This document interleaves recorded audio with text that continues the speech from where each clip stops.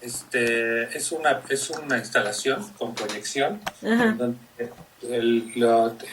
la instalación te registra y te convierte en un avatar y como que te mete a una pecera en la que unos seres que viven en una especie como de agua, que son entre helicópteros. Unos son como unos helicópteros, y otros que son como si fueran peces, y otros son unos como, ahorita te mando imágenes, y otros son como unas antenas que son como plantas. Y entonces el chiste de esa pieza bueno, todo es intercambio de información, pero el chiste de esa pieza es que los bichitos se cruzan y entonces nacen más bichitos y comen de lo que sale de las plantas, y lo que fertiliza el lugar para que haya más plantas es la presencia de usuarios. Ah, O ya. sea, si tú pones la instalación en 3 lugares distintos, los seres, como además se cruzan genéticamente, es que trabajo bajo 2 principios, tengo que decir esto.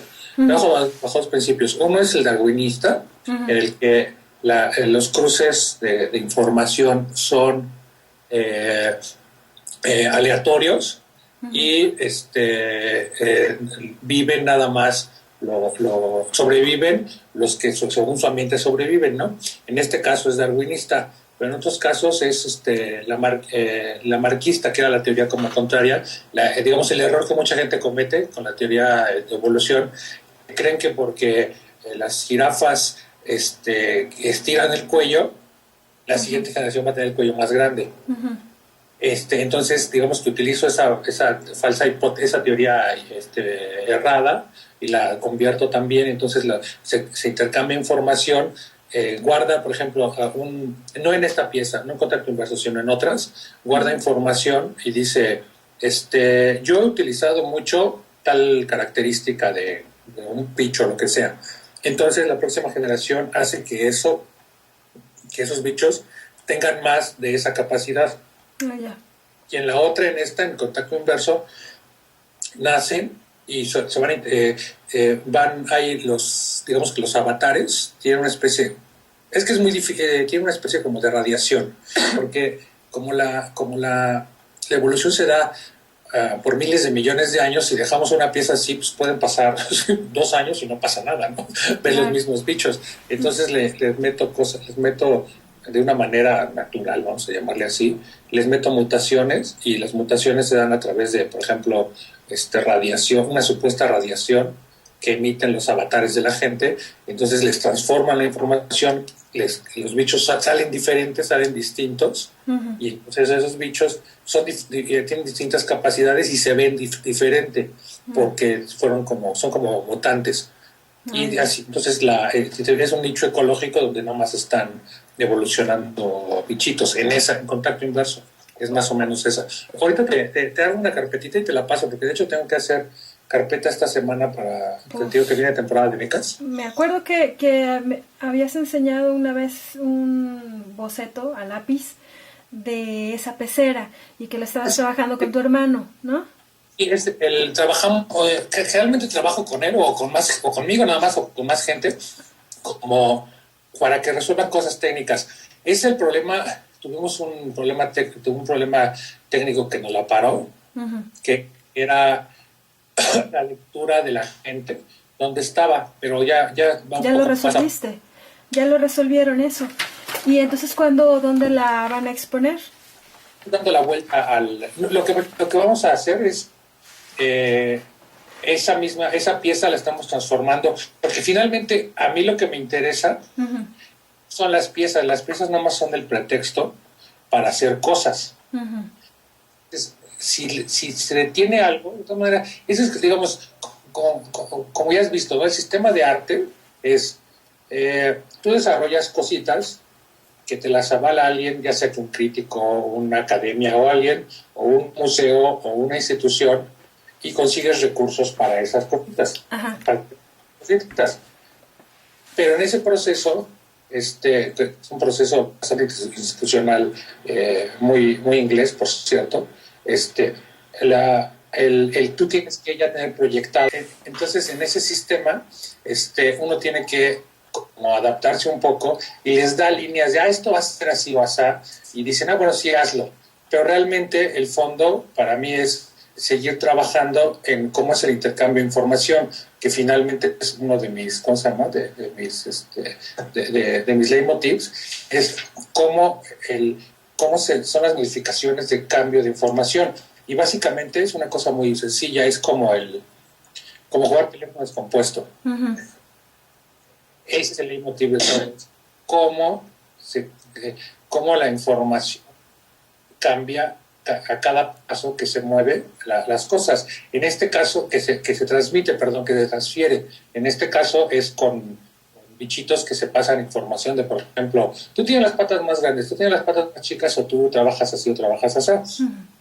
Entonces, que el desarrollo, que a donde íbamos, lo estamos redirigiendo en la idea esta de cómo desarrollar sistemas de intercambio de información, lo estamos redirigiendo a otros proyectos. Y ese yo creo que lo terminaremos en algún momento, porque son como desarrollos paralelos. Digamos que la pieza no es eso, sino la pieza es lo que se le enseña a la institución para que vaya aflojando los dineros. Oye, entonces podrías decir más bien que priorizas el proceso, digamos. O sea, no tanto el producto terminado, sino que de alguna manera, ponle que por lo institucional o no, pero estás priorizando de alguna manera el proceso. El proceso y digamos que las tripas, que eso es muy difícil que lo entiendan. Por ejemplo, si tú tienes un jurado de un videoasta para medios, tienes un videoasta, una persona que se dedica a hacer arte conceptual y una persona que se dedica a hacer audio, jamás van a entender, nunca van a entender que parte del asunto importante es las tripas de cómo funciona. Nunca lo van a entender, nunca. Entonces se les pone una pantalla. Vas a ver, aunque para nosotros lo importante también son las tripas, porque en ese sentido es el intercambio de información. Es decir, es una manera como de, pues no es engañar, de cómo ellos van a entender cómo funciona. Digamos que está atrás, no lo ven, no lo pueden ver. Y eso apenas se está empezando a ver, incluso ahora con la exposición de Tania Candiani precisamente, bueno, ya va, pero ya está empezando a ver un como surgimiento, y eso también es importante, porque incluso las tarjetas, digamos, alguien hace hardware, ya las firman. ¿Alguien hace qué? No se te entendió eso. Hardware, es decir, tarjetas electrónicas. ¿Alguien hace hardware? Ajá. Cuando alguien hace hardware, sí, ahora las están firmando. Entonces, es decir, exacto, está empezando a surgir ese fondo, eso que antes se tenía que ocultar porque nadie lo iba a entender, no importaba quién fuera el jurado, no lo entendían. Porque, por ejemplo, un fotógrafo, vamos a poner Hertz, que es buen artista, ha sido en muchos y es buen, en ese sentido es buen jurado. ¿Quién? ¿No se te entendió? ¿Quién? Por ejemplo, que es buen jurado, es buen Gerardo Suter, ¿sí lo que es el fotógrafo? Sí, fue mi compañero en el doctorado, sí, Gerardo. Ajá. Lo que pasa es que se va el audio, cuando dices algunas palabras está yendo el audio. Es que hablo muy feo y muy rápido. Entonces, Suter, por ejemplo, es muy buen artista, muy buen jurado, pero él viene de una escuela en lo que importa es el final. El producto, no los ¿cómo se llama? No los fierros o por ejemplo, no importa con qué cámara se hizo a él, ejemplo. Y no importa con qué impresora se hizo o con qué. ¿Por qué? Porque en ese sentido, como retoman del asunto industrial y lo ensamblan, pues no importa, a menos que le subsidie Sony, ¿no? Uh-huh. En ese sentido, como las tripas, las tarjetas, por ejemplo, o el software es hecho totalmente, o de menos en parte, si no totalmente. Antes, en los 80s, 90s, se pensaba que no era importante. Lo dejaban en un segundo plano porque decían lo importante es lo que sucede en la pieza. ¿Por qué? Porque no había un público que apreciara lo que estaba atrás. Y ahora está empezando a haber un público que lo aprecia porque está empezando a surgir. que te digo, y se es evidente, firman las tarjetas. Es muy divertido ver en las piezas de Candiani, como es tarjetotas así grandotas y tienen firmado. Es como el software art, ¿no? Como el arte del software, que es algo que está de... Art es un poco como software art, pero antes, digamos, no había público que dijera, ya entendí qué está pasando, ese software está muy cabrón. Y siempre está en un segundo plano, pero antes se tenía que ocultar. Si es una de tus líneas principales de trabajo, lo tenías que ocultar. Y no lo entendían y no te daban beca. Y no te caso. Y ahí el asunto. Aquí tengo varias preguntas así muy concretas sobre el proceso de creación, porque mi rollo en la tesis es acerca del proceso de creación. Y ahorita ya lo estás abordando ahí un poco. ¿Y cómo es que empiezas la obra, digamos, o el proceso de la pieza? Sucede es que yo tengo de formación de arte en pintura. Entonces, digamos que el proceso de creación, por ejemplo, en cine es: tú armas un argumento, haces un guión, armas una preproducción, haces la producción, filmas, editas, haces postproducción de la edición, metes lo que tú efectos especiales, lo que sea, pones audio, pones música y terminas. Pero todo es más o menos planeado. No el cine, por ejemplo, hay cine experimental, no. Digamos que en general está como planeado. Y en la pintura no es así. En la pintura tú dices, yo traigo una idea, yo traigo algo que me está rascando, o sea, me está picando, y lo empiezas a tratar de plantear, ya con recursos compositivos, de color, de referencias simbólicas, significativas, lo que sea.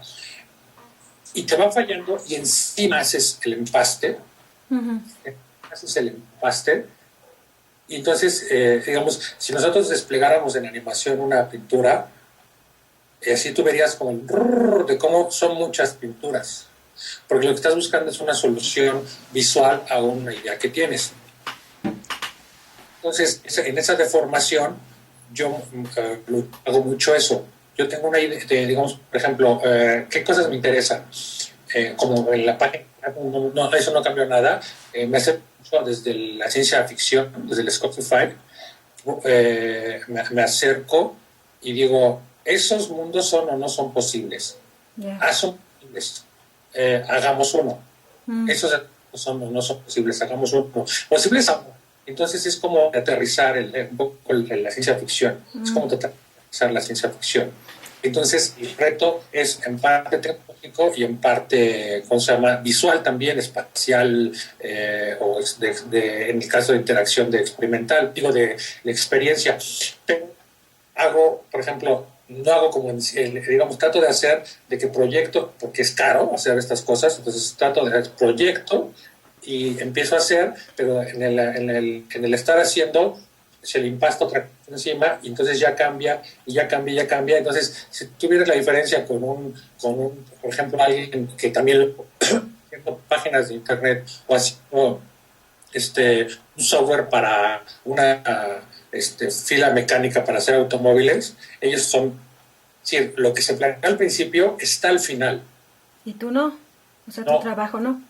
No, y entonces va cambiando, y si tú lees el proyecto original, o si es que existe una lectura o un brief dibujado o bosquejos, tú ves el final y dices, visualmente ¿qué le parece? Porque finalmente lo que, de menos en cuanto hago cosas de medios, es que lleva la línea de lo importante es que suceda esta capacidad de interacción. Entonces, digamos, si lo que me importa es que, por ejemplo, me importan dos cosas en contacto, estábamos hablando hace rato. Me importa el intercambio de información, lo de las tripas que te digo, y cómo los usuarios se meten en la pieza. Entonces, esas son las dos líneas que van dando el mandatorio para todo. Puede ser que y al final es totalmente distinta a lo que había pensado. En eso coincides con otros, también otros artistas que he estado investigando y en otras entrevistas. Lo mismo también menciona Gilberto, por ejemplo, que es un proceso continuo, digamos, que no hay una pieza terminada ni una certidumbre de que ese es el resultado final que va a haber, sino que... también tampoco es una certidumbre que va a funcionar como tú quieres funcionar.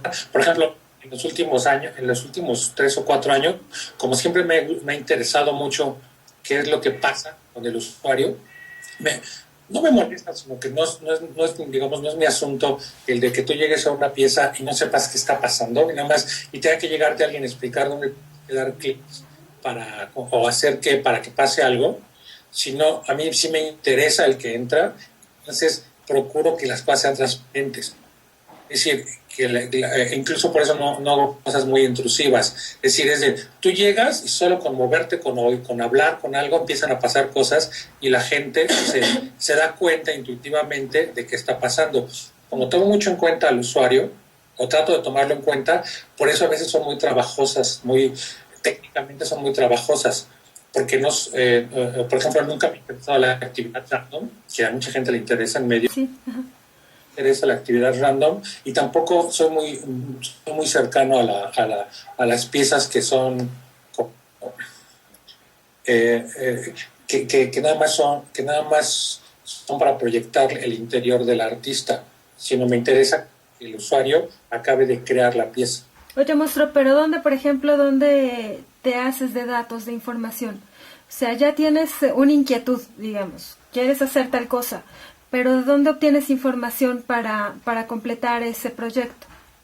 O, por ejemplo, ¿te refieres al fondo o a la forma? No, me refiero pues a las dos. Por ejemplo, observas, lees, ¿qué buscas? ¿Dónde buscas? Generalmente tengo también una deformación de que tiene mucho que dejé de leer literatura, y tiene mucho que dejé de ver a otros artistas que hacen cosas de medios. Lo que hago es leo filosofía, sobre todo materialismo, Uh-huh. por supuesto deleuziano, por supuesto gautariano, es decir, leo filosofía, materialismo, observo cómo está socialmente el asunto, y después me voy al otro extremo, que es qué están haciendo, por ejemplo, los de marketing. Cómo es que los clics que tú das, por ejemplo, en Facebook o en cualquier lado, los registran para saber tus perfiles y entender tus preferencias. Y entonces esa es la parte de cómo insertar el entendimiento de un sistema social a través de la filosofía o la sociología, y después en medio las cosas que me interesan de los objetos. En este asunto, digo, de aterrizar la ciencia ficción y las cosas de marketing o de ingeniería que son muy cuadradas, uh-huh, pero insertar para bajar esas piezas. Más o menos es te lo estoy diciendo así como si hubiera por ahí un esquema, pero más o menos es el proceso mental que ocurre, ¿no? Eso es lo que trato yo de indagar. Ahora, digamos, ya estás hablando también acerca como que lo que te inspira, pero ¿qué fue lo que te inspiró, si recuerdas, en un origen a moverte a lo tecnológico? Porque el asunto fue así como muy fortuito, ¿no? Fue de que estabas en la Esmeralda, como que te desplazas de ahí porque no comprenden pues que usas video, ¿no? Y esa situación te orilla como que a buscar otro lado, encuentras el CNA y ahí es donde te prendes, ¿no? Te quedas. En realidad es que fue como tiro. Yo estaba en Esmeralda, no entendían video, incluso hacía algunas cositas, pero no con la intención de... editaba, por ejemplo, en computador. Alguno de los videos está por ahí, está editado en Commodore 64, de alguno de los videos.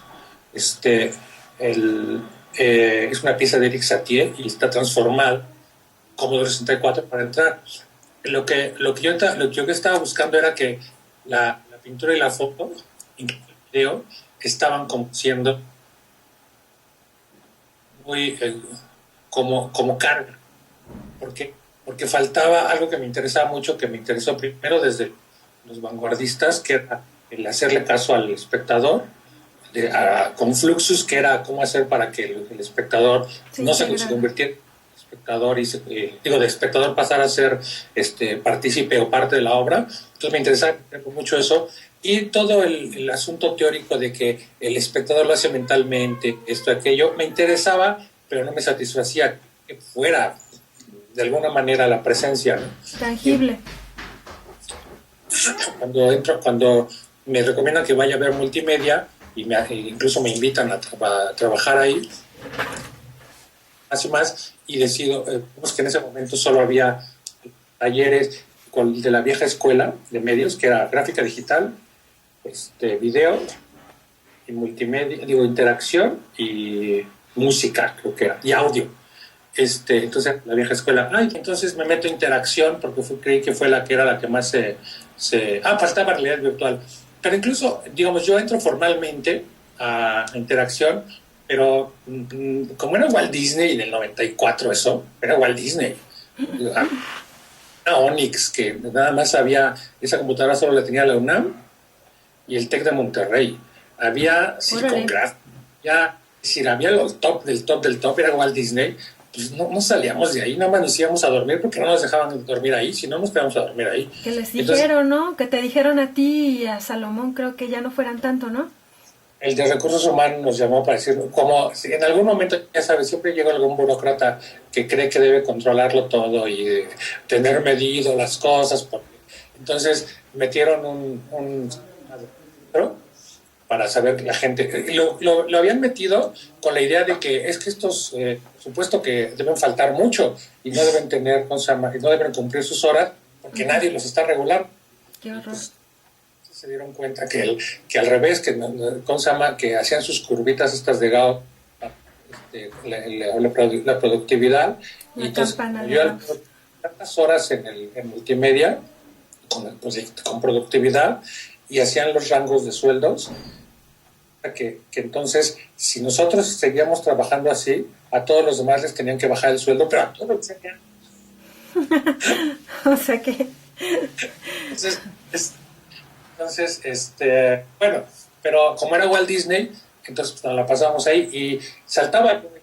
Hice gráfica digital un poco, pero ya estaba convencido de que la imagen solo fija no era mi asunto. Fijando en mi asunto. Hice bastante video, hice cosas de realidad virtual, que incluso ahorita está, en los 90 la realidad virtual era lo que ahora sería, no sé, el cine en 3D o no sé qué, era así como el wow, va a pasar esto. Desapareció posibilidades, desapareció la realidad virtual, nadie hace realidad virtual, incluso está como perdida. Los únicos que hacen realidad virtual son los de videojuegos, ¿no? Que es realidad virtual, sobre todo los juegos de rol, y en interacción, que fue lo que más me interesó. Y antes, en ese momento no había robótica, y ahora pues sí ya hay que de hecho creo que Julio Saldívar es el bueno, el ingeniero, como él es como el que donde les llegan y le aterrizan las cosas y él les dice cómo, pues el que como que las transforma y las aterriza, ¿no? Que ese siempre fue un poco nuestro de todos, el papel. Llegaban artistas, por ejemplo, llegaba, no sé, los Castro Leñero, es que quiero animar Chavenier, pero él ya venía como armado. No me acuerdo, es que atendimos a un chorro, iban todos, todo el mundo quería hacer algo, así como era vamos a hacer electrónica, y pues todo el mundo llegaba con sus pinturas de, quiero animarlo, todos decían eso, quiero animarlo, que no entendían el medio, ¿no? Entonces nuestro trabajo era hacer que se olvidaran de esas tonterías y transformarles la obra en lo que fuera, que es un poco lo que hace ahora Julio, pero digamos que en el hardware. ¿Qué les dice qué hardware usar y qué cosas usar, y para que no se disparen tanto? Porque, por supuesto, uno sabe que se puede hacer todo. Lo que quiera se puede hacer. Todo. Claro. Pero o se disparan presupuestos, o se disparan tiempos, o se dispara, necesitas más gente, ¿no? Entonces, como que se reduce para hacerlo. ¿Hubo obra, por ejemplo, que tuvieras antes de tener esa inquietud del video y de la foto y de la pintura y que se movieran y la interacción con el usuario, etcétera? ¿Hubo obra que tú vieras en aquel entonces y cuál obra te inspira ahorita, por ejemplo, que tú digas, esta es la neta, así, en aquel entonces y ahorita? Es Simon Penny. ¿Cómo lo deletreas? Simon Penny, como Penny, como de la monedita, ok. Penny. Y ahora, yo soy fan todavía de Lozano Gemmer, me parece que es muy bueno. Sí. Me gusta el equipo que están haciendo como conjunto.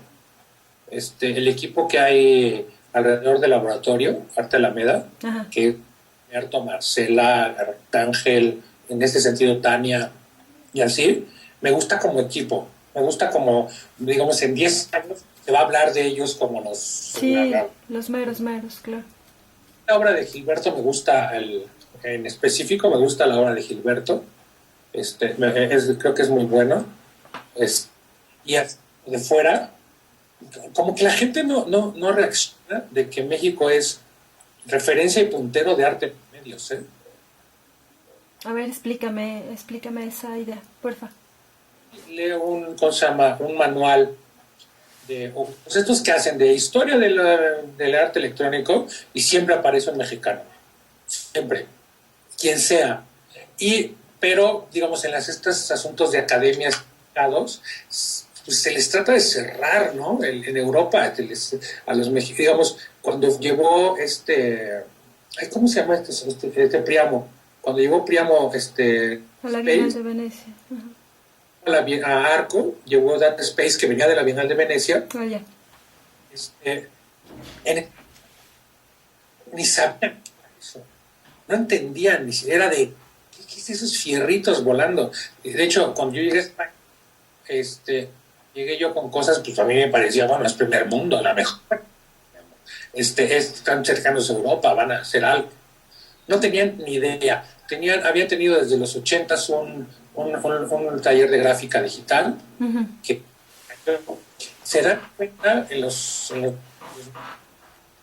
la tecnología y crean prácticamente de la nada, así que por eso curadores alemanes y suecos y por eso se apoyan en Inglaterra y en el ZKM para levantarlo de la nada laboral. Claro. El Media Lab ¿cómo se llama? De Madrid, que estaba en el Conde Duque, que ahora es el que está ahí junto a la Caixa. Sí, tenían, lo conozco. Pero, tenían el Media Lab, pero realmente era así, y no hay, como su volumen, que me parece muy sensata para ellos, es enseñar a la gente a hacer cosas, pero nunca hacer registro y nunca se ve como no tiene que ser artístico, entonces hay un desborde de cosas que nunca se concretan. Lo único que tienen como concretado es su pantalla esta de LED para que propongas lo que va a aparecer y ya, pero no hay algo fuerte. Y el laboral ya es un poco más formal, y ahora cuando trasladaron a Matadero, Intermediae y todo esto, digamos, pero es nuevo, es decir, en el 94, en el 92, que es multimedia, era a nivel mundial. Solo existía el ZKM, el MIT, uno en Corea y uno en Japón. No había más. Entonces, cuando la primera generación de multimedia salimos, el mundo estaba atrás de nosotros. Incluso yo llego a España y estaban atrás. Incluso en mismo Europa, el Electronics, tienen un chorro de cosas, también hay que tener en cuenta que tienen un chorro de dinero, sí. Pero México nunca ha ido atrás, siempre ha ido a la par o haciendo puntero. Digamos, los proyectos de Gilberto no tienen parangón. Sí. Sobre todo de concepto, porque, por ejemplo, la escuela austriaca se fue por la formita y la arquitectura, cosas, lo que te digo, que es súper difícil entender qué hace el chunche ¿no? ¿La escuela qué? Perdón, esa no sé yo.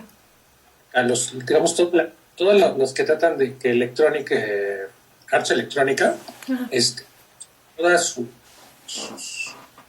core que han hecho son más bien, digamos, como hay versiones de lo que pasa. Y es precisamente el usuario, es la visión a la director de cine. Yo soy Dios y tú, usuario, vas a ver lo que yo digo. Te sientas, comes palomitas y vas a ver lo que yo digo. La versión, el extremo, que es, por ejemplo, el premio Vida Artificial de la Telefónica, que es yo soy Dios, yo creo una pieza que está ahí e interactúa contigo. En ese medio hay un chorro de posibilidades de realización. Y digamos que toda la europea, sobre todo la austríaca, está más pegada al tú siéntate y ve lo que hago, ve lo que mis artefactos hacen. Y en México está más pegado al te tomo en cuenta el usuario y pasan cositas, pero tienes que hacer algo para que acaben de pasar. Si no haces algo, no acaba de hacer. Entonces, y por eso siempre México ha estado como un poco... A la delantera. Ahora... Y sí, delantera, sí, bastante cercano. Muy bien. Ahora, ¿cómo decides si vale la pena invertirle tiempo a una idea? Porque digo, ideas, pues hay muchas, ¿no? Pero ¿cómo decides que esa es la idea?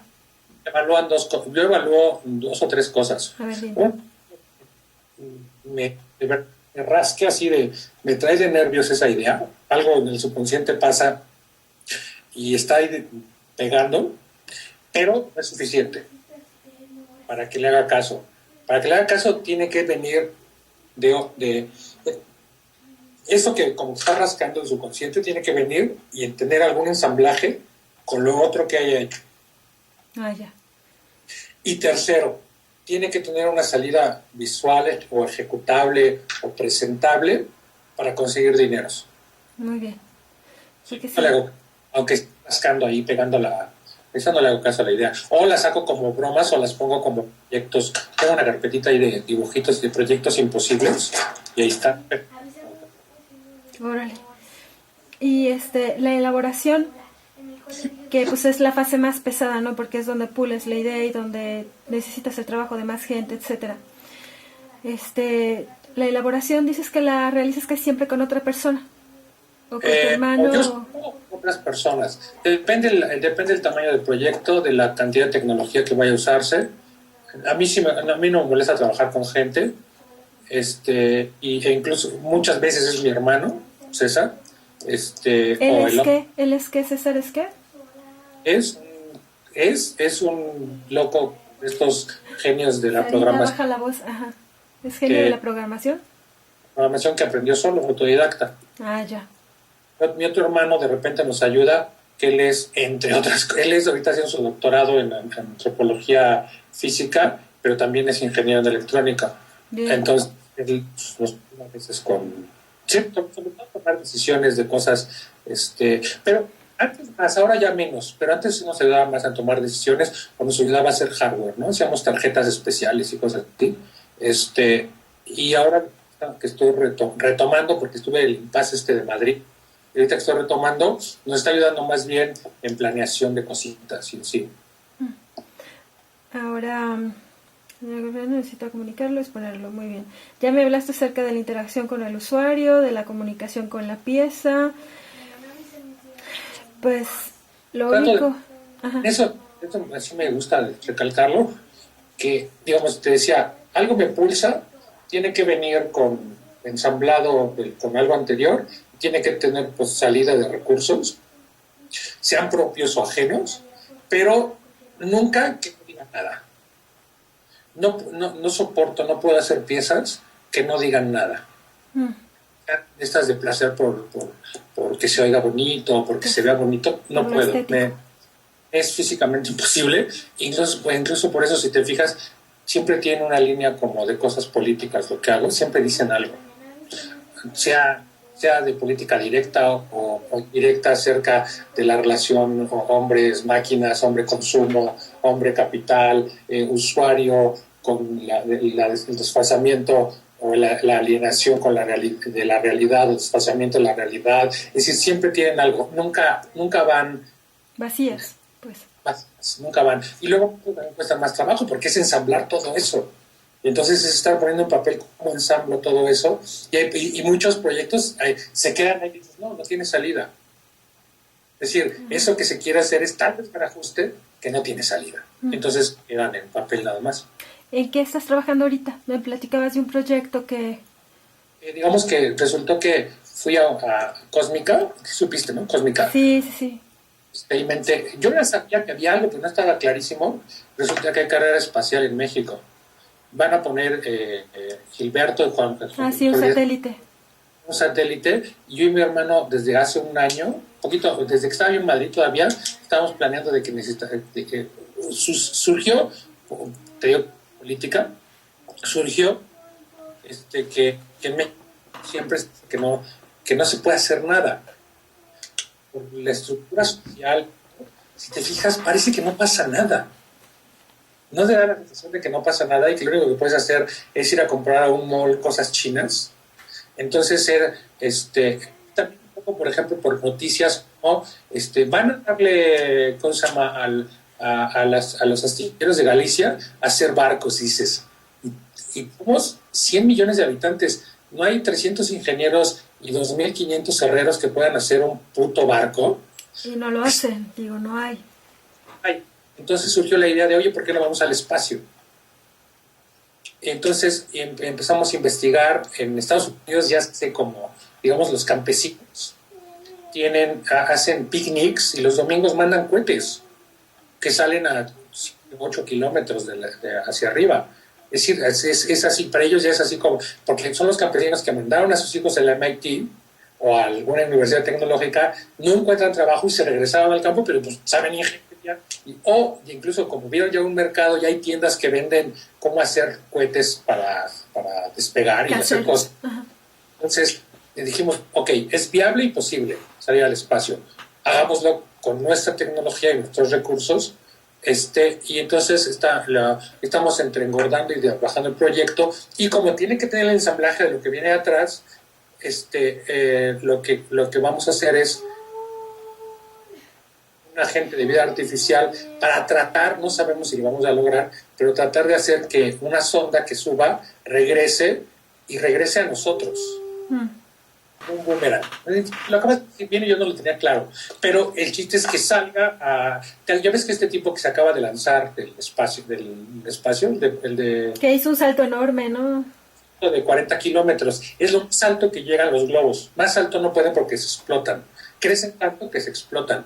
Entonces nosotros queremos llegar a un globo y después de ahí despegar para llegar a los 100 kilómetros, un poquito más o un poquito menos, permanecer ahí y después hacer la sonda baje, lograr que hacer que la sonda baje. Y es con todo el mismo asunto político, con todo el asunto de cómo utilizar el intercambio de información para que sea autónoma, para que la pieza ahí viene el bichito como el de contacto inverso, sabe dónde tiene que caer y tiene que hacer todo lo posible por caer. Y después decidimos que queríamos, por un asunto que traigo y que traemos muy fuerte, es la singularidad. Es lo que se supone que ya está teorizado y ya viene, se supone, que es el cuerpo humano ya no sirve. Entonces la humanidad tiene que continuar por otro camino. Y ya no sirve porque es más bien una barrera que una función, en esa teoría. En ese planteamiento. Entonces, los cyborgs, el de cómo te ponen algo para que seas más fuerte, o para que te falte un brazo, o para ver mejor, o todo esto, son parte de la singularidad. Pero la otra singularidad es tu poder vaciar tu cabeza en una computadora, y entonces ya vives en la computadora. La otra singularidad es, yo no necesito de nadie porque tengo una impresora 3D donde yo diseño mis propias cosas y todos mis objetos de la casa los diseño yo. Y la computadora ni siquiera necesito, lo único que necesito es energía eléctrica. Entonces es una especie como de deshumanización y la forma más intrusiva del digital, que es nada más una exageración más del capital, de cómo sacarte la realidad. Entonces decidimos que queríamos que fuera tripulada la sonda y con un pez. ¿Con un pez? Un beta, y entonces el pez le va a ayudar a la vida artificial que vaya adentro entre los dos. Van a tener una simbiosis para tratar de aterrizar. ¿Para cuándo creen poder tener ese proyecto? ¿O han conseguido apoyos para el proyecto? Ahorita es que vamos en el trayecto Entonces ahorita lo primero es que estamos haciendo un preproyecto, que es un MEC. ¿Sabes lo que es un MEC?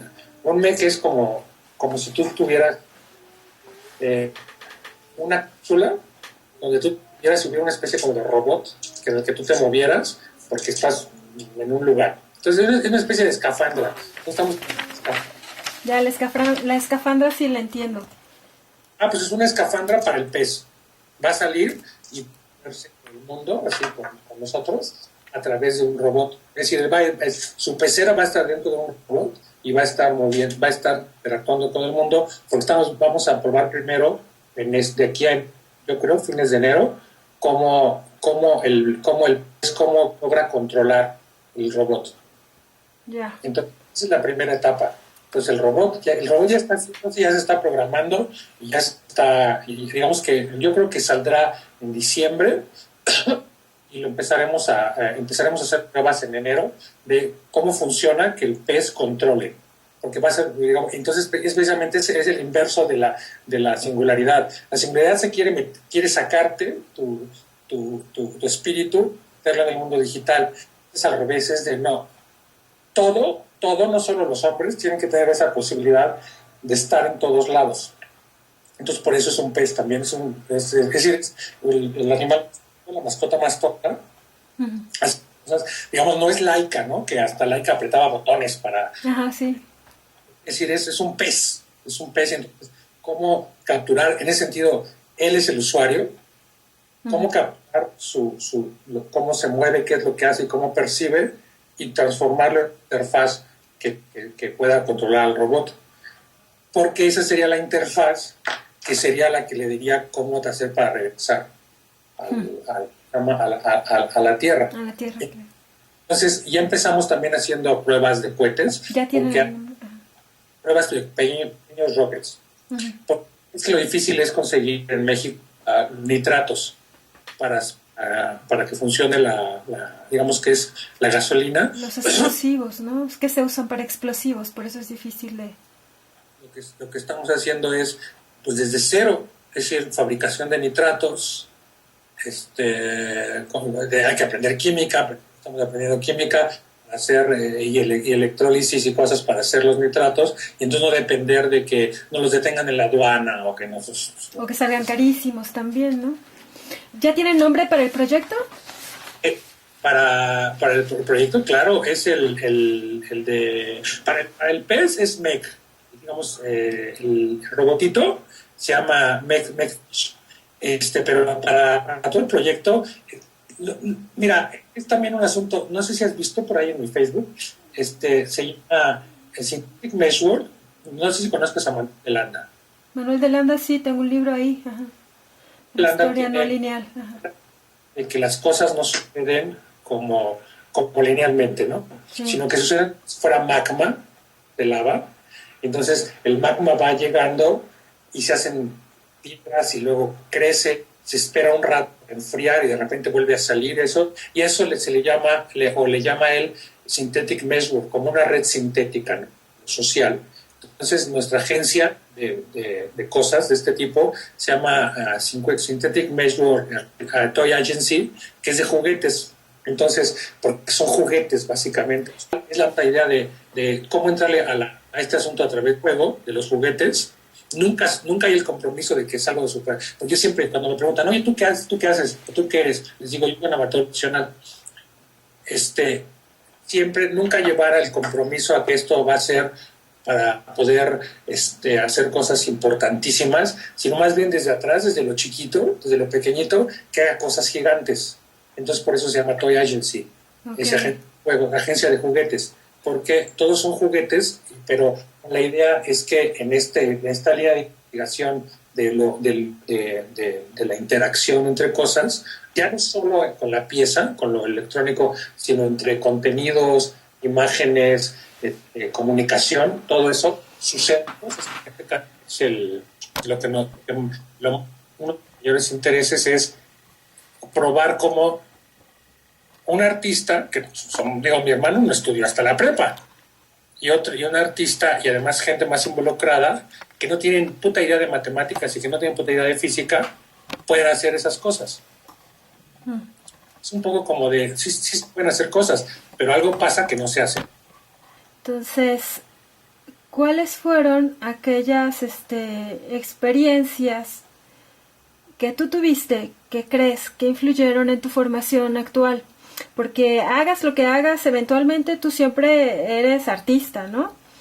Entonces, ¿a qué crees que se deba? O sea, tu papá ni tu mamá son artistas. Entonces, ¿de dónde sale esta cuestión? Yo creo que empezó siendo de hacer cosas, pero que no encajaban en ningún lado. Me acuerdo clarito de una escena en la primaria de que nos dejan, la maestra de geografía le deja a todos por distinto que tienen que hacer un proyecto de geografía y a cada uno le va dando temas. Y recuerdo perfecto que en la primaria estaba yo sentado y todos preguntaban, era como quinto, primario, sexto, preguntaban, ¿tú ya sabes qué vas a hacer? ¿Tú ya sabes qué va a hacer? Yo, pues sí, ¿qué va a hacer? Esto y esto. Yo iba a hacer, o tenía que hacer un movimiento telúrico, entonces tenía que hacer algo que era. Pues voy a hacer algo así. Ay, ya me dejaron. Pues, porque no es? Entonces empezó a surgir y surgió ahí un pequeño grupito de, digamos, 8 o 10 hablando, y yo les decía, pues es que, ¿por qué no haces cosas así? Es decir, como relacionándoles, ni me acuerdo si decía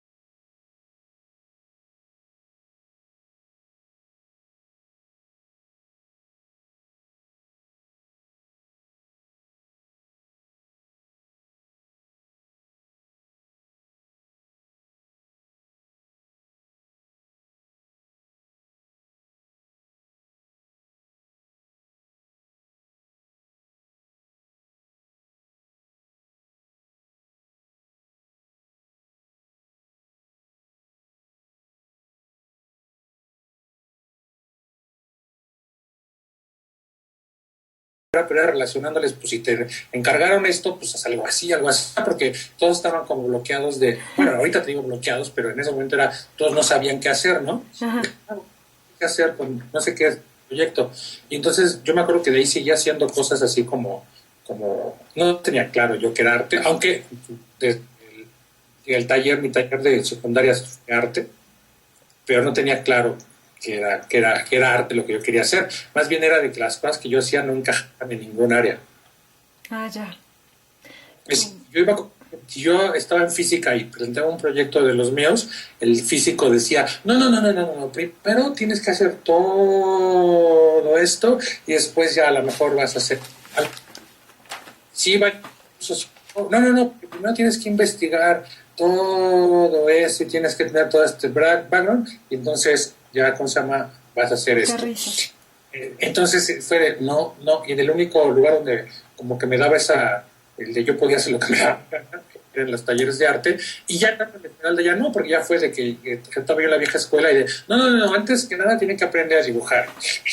¿Qué? Entonces, cosas, pero sí, es por no encajar ninguno de los intereses, las áreas, yo creo, No lo sé si es cierto, pero yo... Muy bien. Entonces, como que exceso de inquietud, ¿no? Sí. Como que exceso de curiosidad. Me diagnosticarían seguramente con hiperactividad, con déficit de atención y me darían Ritalines, seguro. Sí, seguro. Oye, ya van 2. Este Arcángel también me dijo, no, es que yo tengo un déficit de atención así cañón. No, yo no, lo que tengo es un hiperactividad. Hiperactividad, y si afuera no hay un estímulo lo suficientemente grande, lo borro y ya estoy en otra cosa. Te vas. No, me voy. Y sí me puedo concentrar en una sola cosa, pero siempre tengo que tener 2 o 3 abiertas. Hay mucha gente que solamente hace una cosa y ya hace otra. Yo tengo que tener 3 o 4 abiertas, si no me pongo de nervios. Vale, pues, monstruo. Pues los dejo, pues. Muchísimas gracias. No te haya servido y no te haya dicho muchas tonterías. No, me encaja todo lo que estás diciendo y me ayuda un montón. Yo creo que eres el segundo de quien obtengo tanta información, porque los demás a veces, por ejemplo, Gil y Marcela no tienen como muy, ¿cómo te diré? Como que la cuestión intelectual no es una inquietud que surja desde adentro, sino que como que es una cuestión aprendida para justificar lo que hacen de alguna manera. ¿Sí me explico? Sí. En el caso de Arcángel es así todo patidifuso, ¿no? Él es súper disperso y él lo reconoce también, ¿no? Pero también la entrevista con Arcángel estuvo padre, me dijo un montón de cosas de su contexto que me sirvieron un montón y que no están en ningún lugar tampoco escritas.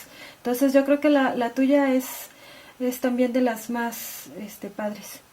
Ay, qué bueno que te sirva. Sí, es que nadie se pone a reflexionar en las cuestiones intelectuales relacionadas con su obra. Incluso Arcángel no lo hace, ¿eh?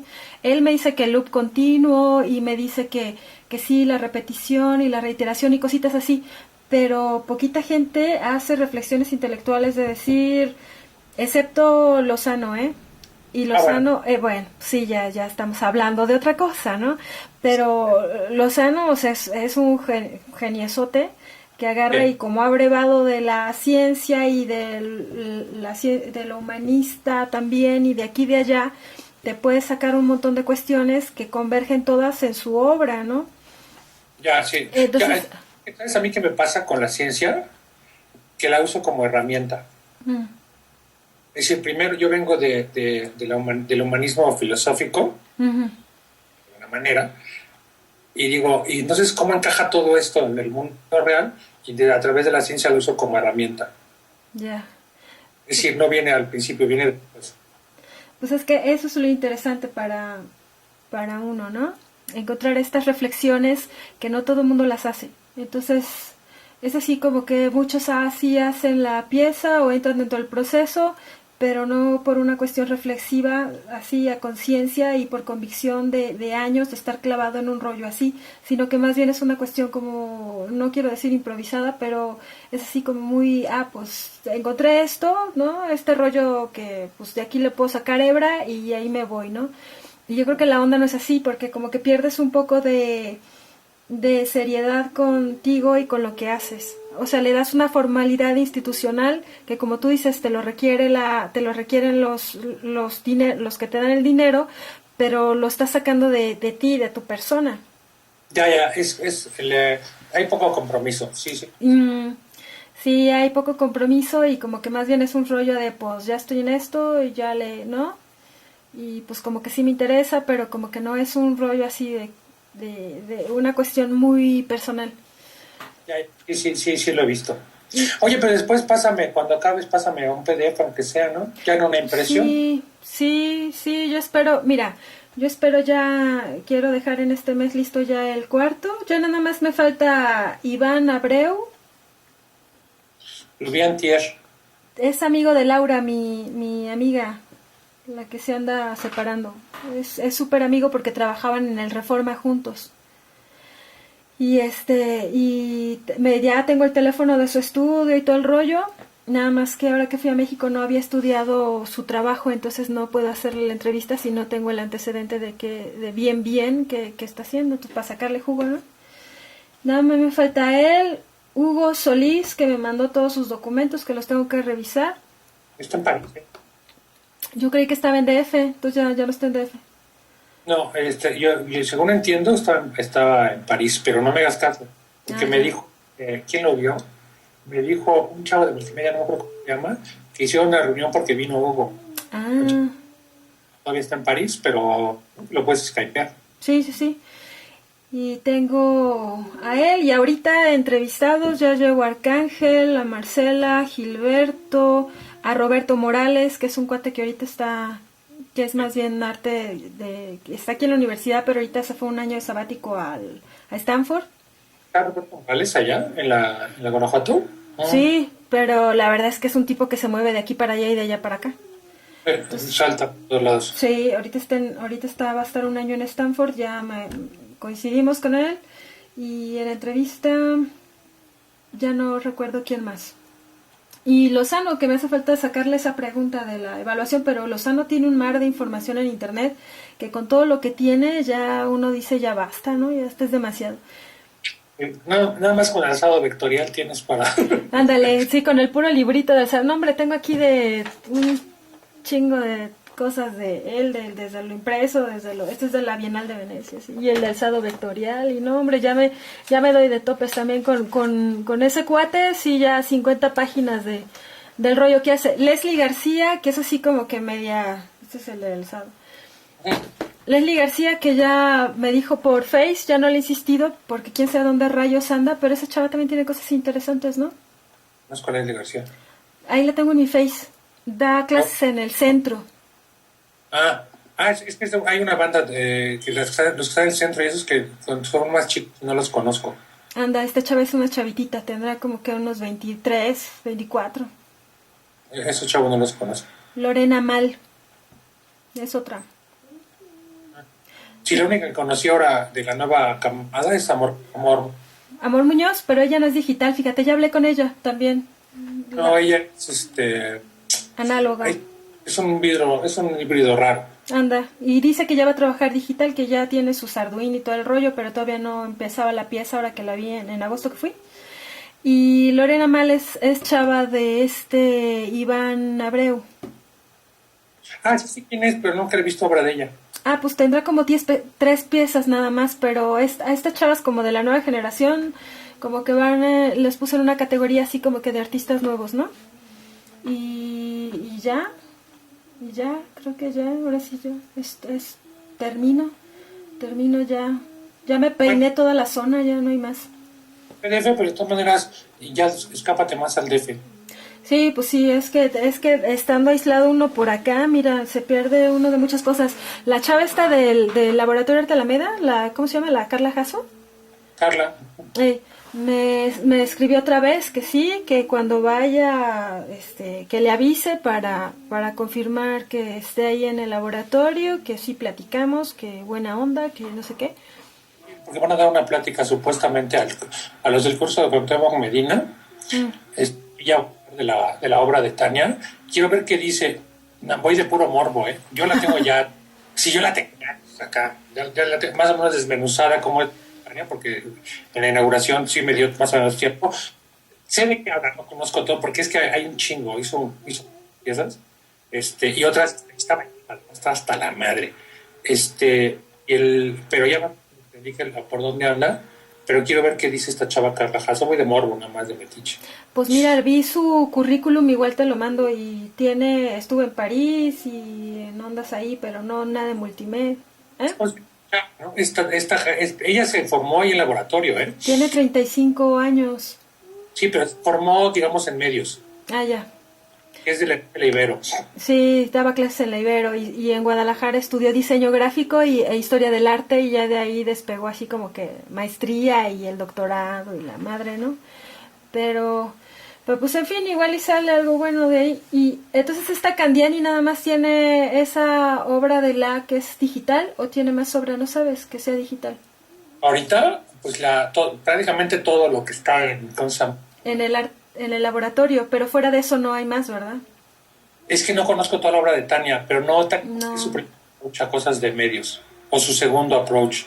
Porque hizo una que estaba que es como el prototipo de varias que tiene ahí, la que hizo para el año pasado, bueno, este año todavía estaba para el Museo de la Estampa, hizo era como esta cosa, su pianola, esta electrónica que tiene, pero manual. Entonces tú la movías, en lugar de que fuera totalmente movible, totalmente digital. Con Sama, era con manual. Sí, a ella no la tengo registrada como digital, Está haciendo hizo una introducción bastante muy buena, ¿eh? La verdad es que su órgano está de no mames, está de poca, el de las trompetitas que se ven colgando, ¿no? Un chingón del órgano. Sí. A mí me gustó mucho ese, y no está nada mal una cosa en la que tú te confiesas, hablas, aparece una pantalla escrito con letras que leí, un autógrafo especial, y entonces la máquina pues como que elige de alguna manera qué imprime, y en un telar gigantesco ¿cómo se llama? Lo borda. Wow. Sí, sí, ya le dije a esta Carla que tengo que ir a ver también eso. Solo pues mostró, mil gracias. Besitos. Luego nos hablamos para ver si voy a ver. Sí, sale pues mostró. Despídeme de Mayarín. ¿Qué le digo? Muchos besitos. Besitos. Que estén muy bien los dos. No se vuelvan a enfermar. Ahorita que adiós. Chao.